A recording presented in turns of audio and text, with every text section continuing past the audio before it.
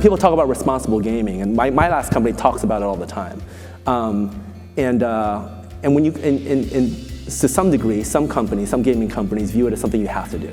Like, in order to keep your license, you have to demonstrate you'll also be responsible, right? And unfortunately for Crown in the past, that balance wasn't struck quite right. So I came in a bit midway. There was a ton of work that was already done to date, as you can imagine. But I mean, that was the majority of our focus. I mean, if we could not prove ourselves and regain suitability in our states, and essentially the business can't operate. Yeah. So that was the #1 priority. But the approach we try to take is let's not view it as something that we have to do. Yeah. Let's lean all the way into it. What if we actually made this a competitive advantage? What if we actually tried to be, truly the safest place for anyone to gamble in the world?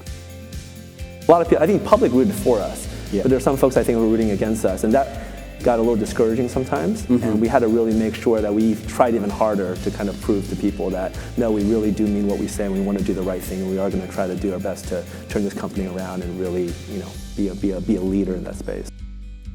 When you're trying to bring in celebrity chefs and open new restaurants and bars and lounges, that's amazing. When you get excited by entertainment and hopefully people having a good time, it gets exciting to actually create a product or to help execute it, and actually see people happy enjoying it. And that was the business case for our property here in Perth, which is like about this idea that we could have this amazing property with amazing market, with great people, and actually help take it to the next level and actually open new exciting things for the community.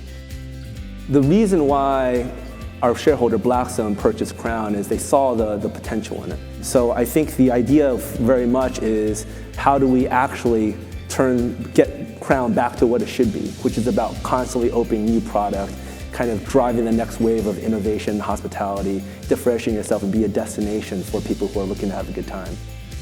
If it's not a destination, if people won't frequent it because they want to be there, it's out of convenience, then we're not going to be able to grow. So that's why we saw an opportunity to how do we actually create things that make the property stickier, like we say in the industry, so that when people are here for events or coming for other reasons, they actually might also dine here or have a drink before or after dinner or whatever it might be. And that's what we're trying to do. So I kind of liken it to Las Vegas a little bit. Like 40 years ago, no one went in the middle of the desert unless you were there to gamble. Yeah. And over time, it grew into a destination where you went for another reason.